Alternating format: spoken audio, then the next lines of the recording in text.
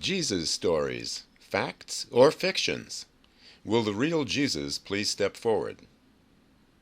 There are endless stories and many myths that surfaced after the crucifixion to enhance or enliven the narratives about Jesus' life.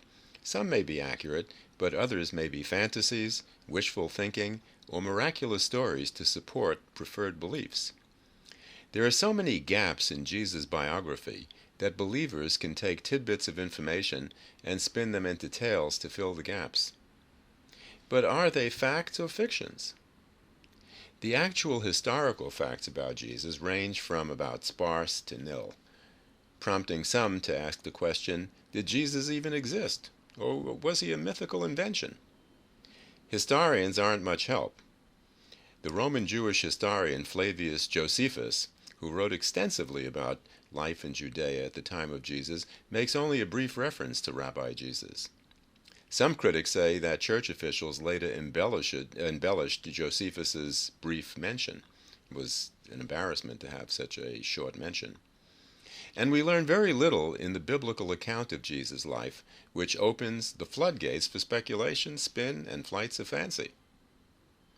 We first hear about Jesus in two of the New Testament Gospels, Matthew and Luke, with the forecast of Jesus' impending birth. In Luke 1:26-35, the angel Gabriel visits Mary and tells her that she is pregnant by the Holy Ghost. Next we meet Jesus at the Nativity in Bethlehem, where he is born. According to Matthew 2:13-15, Joseph and Mary then flee to Egypt with the infant Jesus to escape King Herod's order to kill all male babies under age 2. They return to Nazareth a few years later, but we are given no details. In fact, so unreliable are the Gospels that the Gospel of Luke says that the infant Jesus is taken to Jerusalem and then back to Nazareth, not Egypt, Luke 2:39. Then Jesus promptly disappears and resurfaces at age 12 in the temple in Jerusalem, where he is seen debating the rabbis during the Passover celebration. He vanishes again, this time for 18 years. Next we meet him at age 30 at the River Jordan for his baptism by John the Baptist. The Gospels then narrate the story of his ministry over the following 3 years, culminating in the crucifixion. If the sanctioned canonical Gospels were written by or orally passed along by disciples of Jesus, who many claim were the writers of the Gospels, and if they actually witnessed the events, as the Church maintains, why then the absence of details about Jesus' life? It's also puzzling why Paul, the founder of Christianity, who brought Jesus' teachings to the Gentiles, didn't tell us more about Jesus the man, since he was a contemporary of Jesus. Paul, the Pharisee and student of the renowned Rabbi Gamaliel, was present at the stoning to death of Jesus' disciple Stephen. He was the first to be martyred. It's described in Acts 8:57-59. And that occurred only 2 years after the crucifixion. So Paul, being there, must have been present during the ministry of Jesus. And even if Paul wasn't familiar with all the details of Jesus' life, surely the disciples would have been. Paul's 3 meetings in Jerusalem with Jesus' disciples, including Peter and Jesus' brother James, doesn't add anything about Jesus' life.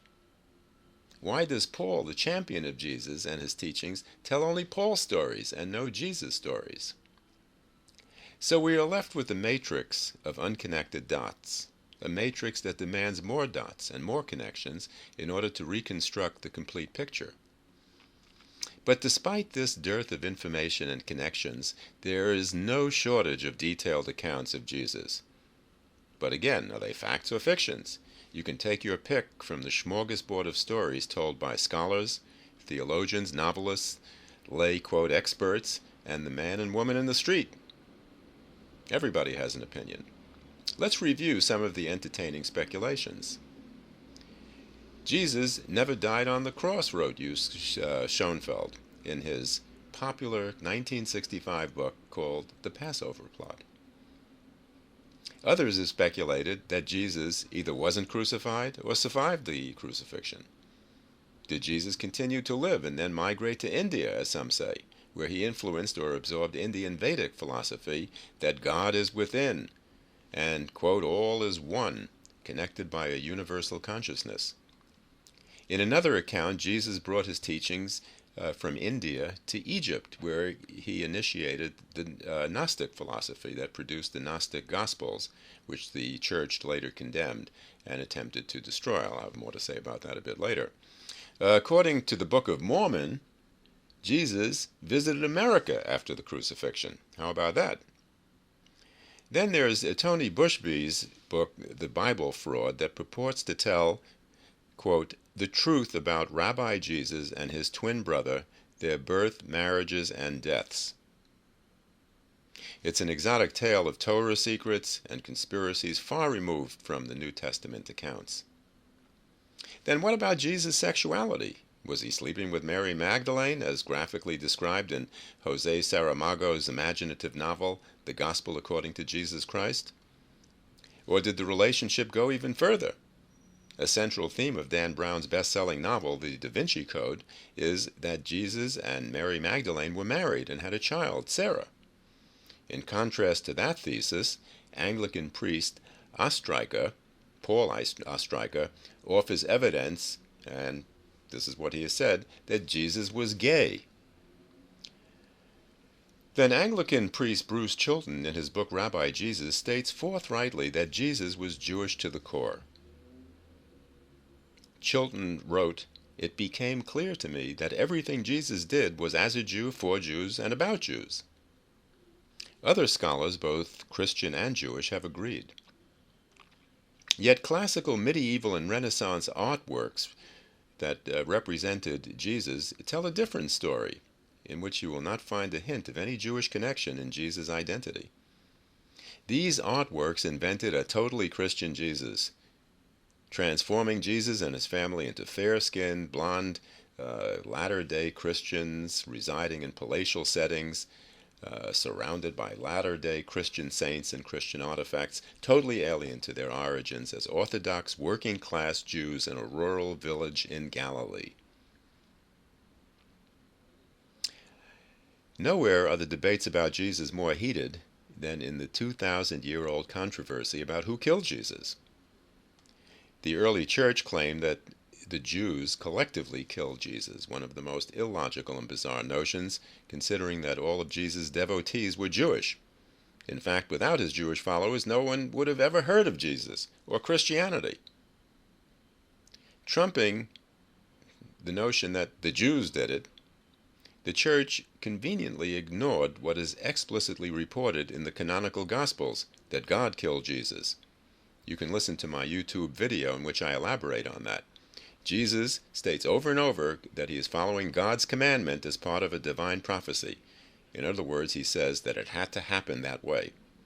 So where is there room for blame if you accept the word of Jesus and the will of God according to the Gospels? Now that the irrationality of the notion that the Jews killed Jesus has been exposed, the J'accuse finger is pointing to others. One recent book says Caiaphas, the leader of the Sanhedrin, in collusion with the Romans, did it. Historian Reza Aslan, in his book Zealot, that got a lot of attention recently, concludes that the Romans crucified Jesus as an insurrectionist, that he was a Rambo type and a threat to Roman rule. TV and radio host Bill O'Reilly has now seconded that conclusion, that the Romans did it, in his new book, Killing Jesus. These enticing, sometimes plausible, and never boring narratives will continue to convince some and outrage others, and we can expect more. The floodgates will not close until somehow we come up with valid eyewitness accounts. How likely is that? And even then, they're likely to be disputed and debated endlessly and fade eventually into oblivion. While we cannot be sure of the valid historicity, that is, historical fact, of reports and descriptions of Jesus and his life, and may never know the historical truth, some facts are fairly certain. what I call functional facts are contained in the 27 books of the New Testament. Why do I call them functional facts? Because these are the, quote, facts that have framed, influenced, and conditioned what Christians believe about Jesus and Christianity, Jews and Judaism. Are they the real historical facts? Probably not. But other facts have not had this historical power. The functional facts of the New Testament are the ones which, as I say, have influenced and conditioned the way Christians think about Jesus, Jews, Judaism, and Christianity, while others have had virtually no impact. Biblical scholars report that at the time of the Council of Hippo, where the 27 books for the New Testament were sanctioned in 393 Common Era for the unified church that had fairly recently been established at the Council of Nicaea in 325 Common Era, that at that time there existed as many as 100 or more alternative gospels presenting descriptions of Jesus' life and teachings very different from the versions adopted by the church. The church condemned, burned, and banned them, even denying their existence. But the Egyptian desert betrayed them. The discovery in 1945 in the Egyptian desert of the Nag Hammadi library containing 52 Gnostic treatises, including several alternative gospels, suggested that there were probably far more that have not survived. Scholar Bart Ehrman, in his book Misquoting Jesus, documents that not only were many alternative gospels destroyed and denied reproduction, but that the sanctioned gospels are inaccurate. Ehrman shows that in the process of oral transmission over decades, because many of the gospels and parts of the New Testament were written many decades after the crucifixion, scholars estimate varying from 30 to 70 and possibly 90 years after the crucifixion. And that Ehrman shows that in the process of these oral transmissions, because that's how things were transmitted at the time, over these decades, followed by translations from Coptic and Greek into Latin, many original accounts were lost or changed. And he says, contributing to the problem of authenticity, that no one has ever found an original copy of any of the books of the Bible. Also, remember that the books were reproduced by scribes, and he says that different scribes entered variations and also added some of their own beliefs or commentaries or wishful thinking to the contents. Although alternative gospels may be appealing, convincing, inspiring, or may even reflect actual historical facts, but again they have had virtually no impact on what Christians believe, while the New Testament, what I call facts, have had almost exclusive sway.